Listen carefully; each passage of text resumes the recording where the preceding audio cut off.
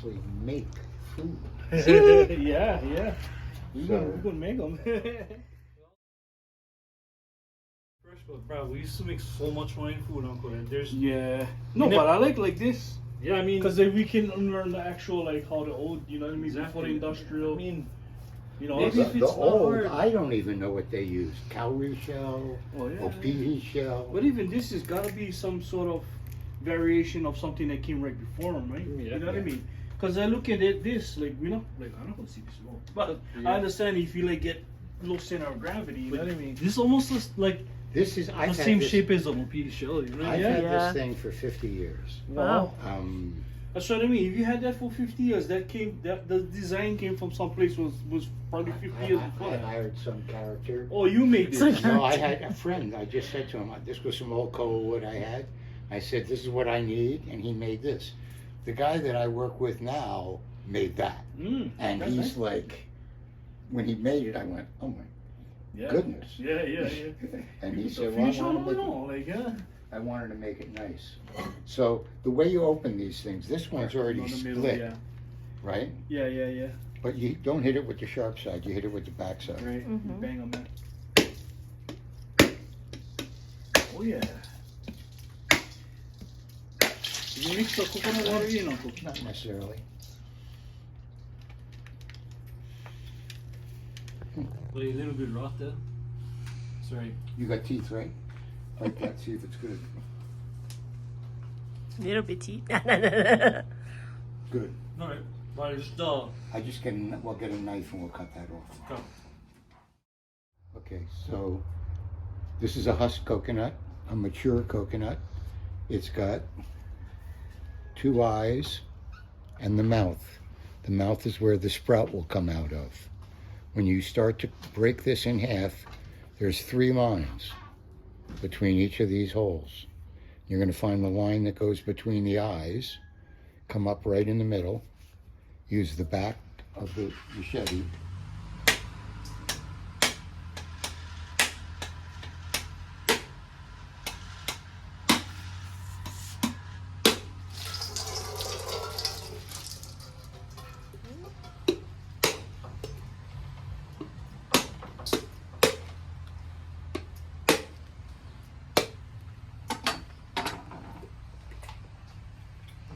Yay. Nice. So what was so funny is when I first came here as a Howley and I wanted to get into these things and I had no idea, I would take a carpenter saw. What was it called? And saw the bloody thing. Oh! And then I went to this island and I saw somebody do this. And I went, oh my goodness. That's how we always open them when all small. What?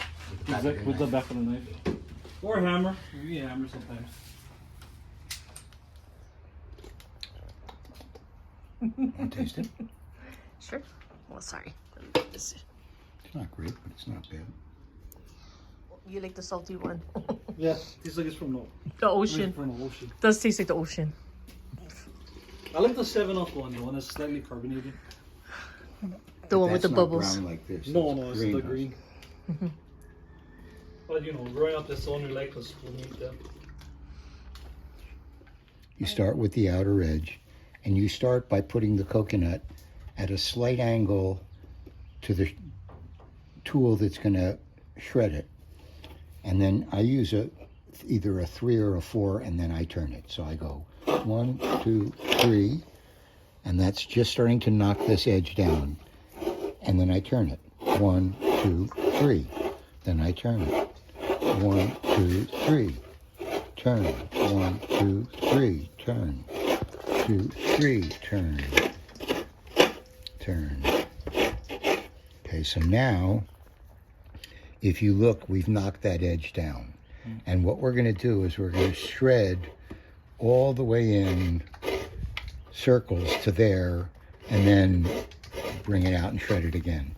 You're not going to get it all done the first time.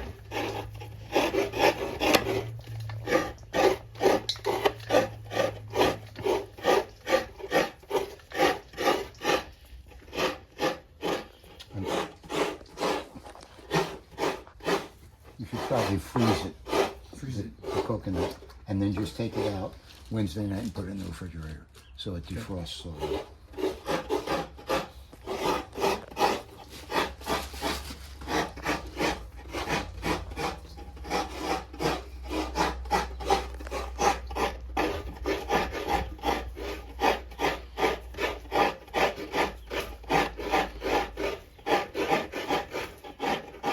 Okay.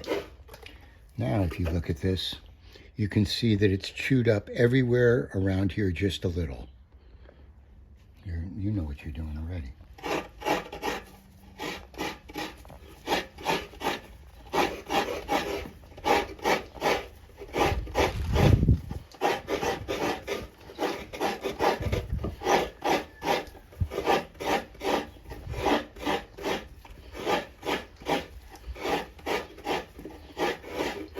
I did a party in Thailand for my wife's.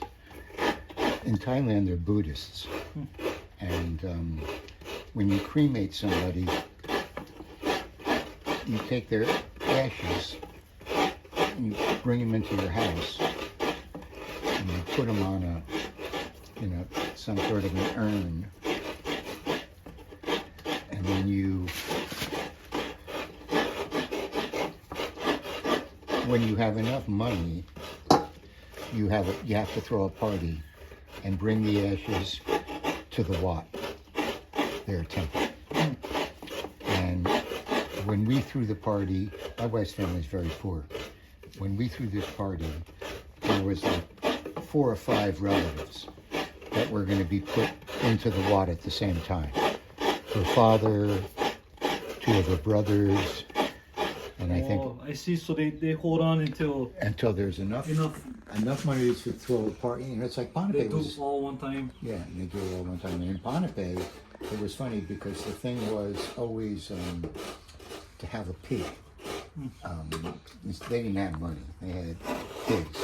And everybody had to raise one pig so that when their mother or father died, they could kill the pig.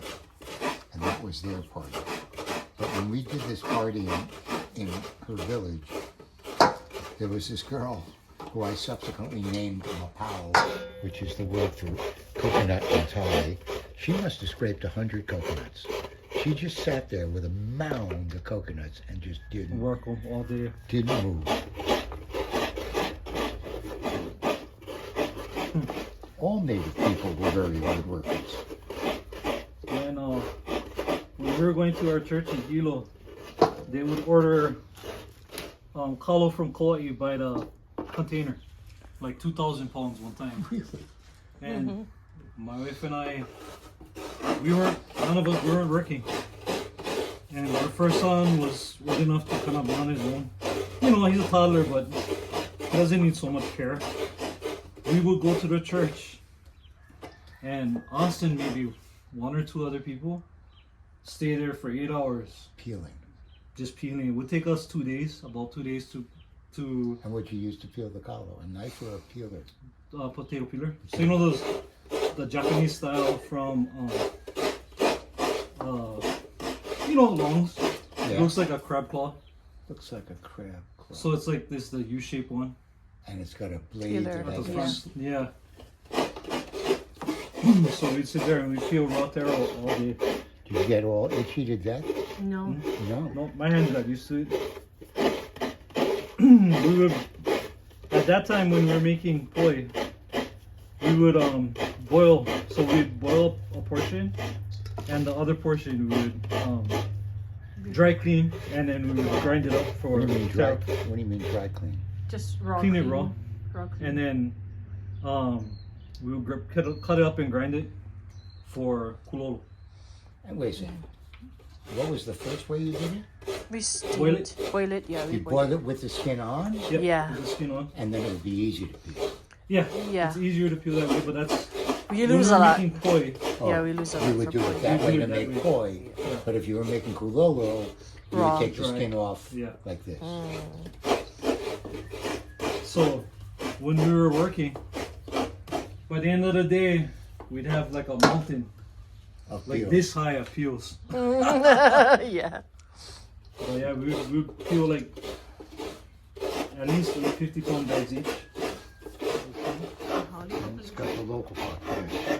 Yep. And when I was talking with Pomai, she said to me when she grew up, from Ace Hardware all the way to Kainoa, you know where that is, right? Yes. Because there were 9 houses in all of that area. Wow. And, Really? Pomai's not that much older than me. huh? Pomai, Yeah, Hawaii, yeah. yeah. I grew up over here too. where'd you grow up? My mom's house is same place as Pomai then. So you know over here by the police station. Go back. My mom's house is the second House on the right after this We've transformer. been there since After the, That's since they that opened power Puyo Village. station on the left. on the right. on the right. As So you're going know, in, when you go up, there's a stone sign, What's Puyo it? Village sign, Yeah. right across on the right. on the right side. Yeah. Second house on the And right. the old kahu, the long time kahu over here, Papa Papa Mahi. Abraham Mahi, his house is right across. the Right street from across. Yeah. And is he still alive? No, No, he he passed passed away. He was the kahu here for a long time. He was like 20 years old or 21, 22 when he became the kahu. I can't believe you don't have more of a congregation here. We used ours. to. We used to. But there was a long-time a congregation, gap. but- Yeah, there was a gap between There was what? Papa Mahi. Oh well, no, there was Mama Bev. Everybody Yeah. goes to, Some of those people came to this church, and people used to go back. His family used to come to Yeah. our church here. So my family in Waimea, we've been in Waimea for. Our genealogy goes back What's 9 your- generations. Nine what's your generation. last name? My mom guys my grandma's side, who's been here forever. My grandma's last name was Purdy. Purdy. She married a Waihe. So, but my grandpa is from Hilo side. Pepe Ekeo. So we have Kuleana land in Pepe Ekeo, off Kulaimano Homestead. But my grandma's Ohana, what can go back 9 generations in Waimea. In Waimea. Yeah, and so, we're from here. My dad's from Massachusetts though. Yeah. His My dad dad's is from full holiday Massachusetts, from yeah. Massachusetts. That's why I look holiday. But you look at my mom; she's super dark brown. I didn't inherit. Oh, any you of probably her saw his complexion. mom. Everybody knows Kainoa's mom. She's the old lady on the bike that walks back and forth to Hawaiian homes to like Fulan, and she's the lady on the bike with the She's really always- short she hair. doesn't use the pedals. She walks her. She bike. walks her bike, and she's always got bags on her bike, and Yeah, that's his mom. she's funky colored hair. Yeah, she's really She's like- dark and small. She's kind of White hunched hair, over, yeah. hunched over lady with a bike. Yeah, you probably passed her by, But yeah, something like that. And when I made this for the show, I would scrape it, only the white, Only the white, not touch the shell. no But touching if shell. and I take it and I put it in a side bowl, and then I'd scrape it into the brown. Because if you're making coconut milk, don't matter how much brown you get in there. Right, Oh, okay. right, It's only right. if you're eating it that you don't want any. Yeah. yeah. But we're just gonna. We're make gonna coconut. squeeze all the juice out of it Right. anyway, right? So, Yeah. yeah. So we just go all the way to the clean. Not all of it. You guys have been making Hawaiian food all your lives. Pretty much all my since we were teenagers, young I'm telling teenagers. you, the karma of me connecting with you guys is like totally amazing. Yeah, we were Because raised. you're the Hawaiian cooks. Well, and we learned with our uncle and our dad and our mom, and Are any of those guys still alive? yeah, my mom is in the hospital right now, and my uncle passed away. He was the main one, but Yeah, it was my my uncle. father-in-law is an amazing cook. Yeah, my dad was there. Is he still alive? Yeah, my dad's there. My mom is in the hospital, but my dad's still at the church in Hilo.